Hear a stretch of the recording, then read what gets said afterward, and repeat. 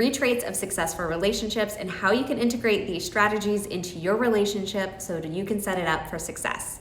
Hey there, I'm Lauren Consul. I'm a licensed marriage and family therapist specializing in relationship and sex therapy. Let's get into it. Number 1, and probably one of the most important traits to maintaining a successful relationship, is continuing to be curious about your partner.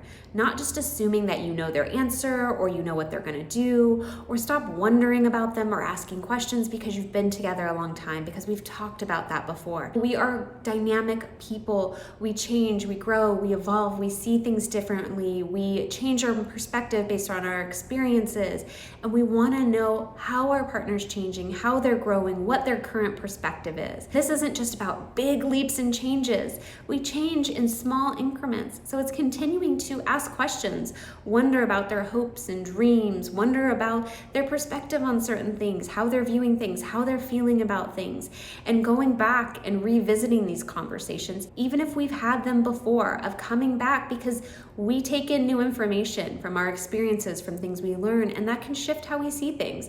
Even if they're small shifts, of continuing to have these conversations, and we get to see our partners in kind of new ways and new lights and continue to feel intimately connected with them when we revisit these conversations. This is how you prevent from ending up like roommates. When we stop being curious about our partners and we just get into the day-to-day things, we miss the small changes, the small shifts in perspective, those small things that over time add up to big things, and how we end up in 10 years going, I don't know who this person is next to me, because you don't. You haven't maintained curiosity about them. You haven't kept asking them questions. How do you integrate this on a daily basis? Asking questions. How did that feel for you?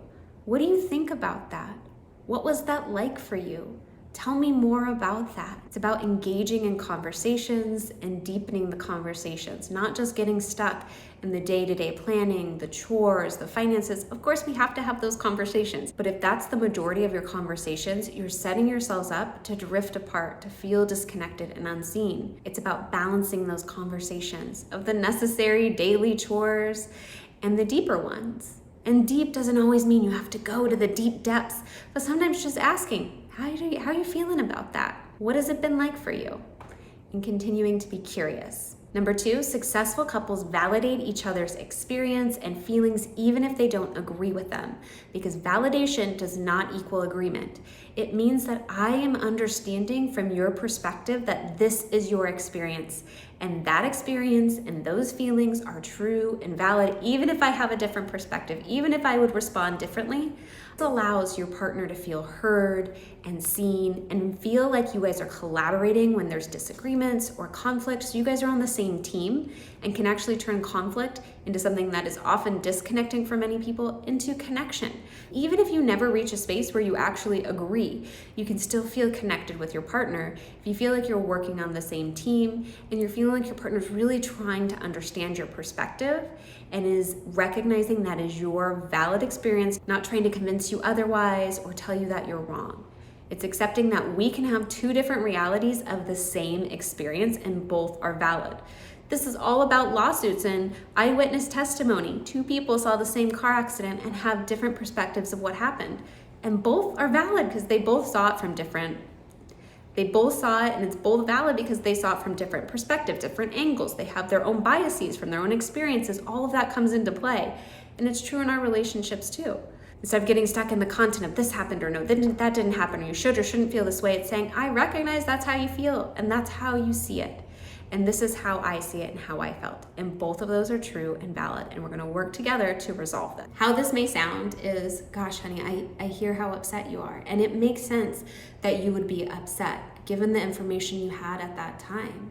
I have a different perspective and a little bit of different information about what was happening there. Is it okay if I share that with you now? It may also sound like, I totally get it, honey. I would be really hurt too if I thought you were intentionally ignoring me.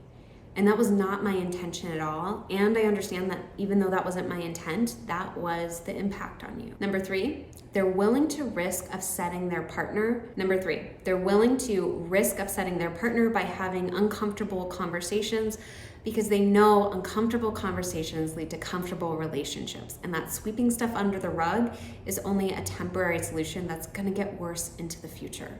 Now, this doesn't mean that you are intentionally hurting your partner, but it's about recognizing that sometimes it's going to be hard to say things and it's going to be hard to hear those things.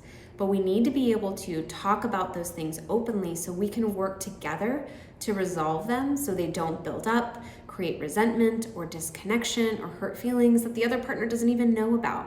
It's about trusting that when I bring something up that is hurtful for me or that I know is going to be hard for my partner to hear, that we're going to be in it together and that this is going to be better for the long-term health of our relationship. This may sound like, I felt really hurt when you made plans for the whole weekend before we had a chance to talk. It made me feel really overlooked and unimportant. It may also sound like, honey, I'm feeling really disconnected lately. I know life has been really hectic for both of us.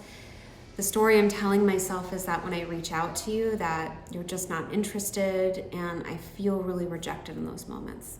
Can we talk about this? How many of these traits are showing up in your relationship? If they're not, don't worry. These are areas for growth. You can integrate these and hone these skills in your relationship to help set it up for success. If you like content like this and things on relationships, sex, therapy, be sure to subscribe, follow along, and like this video.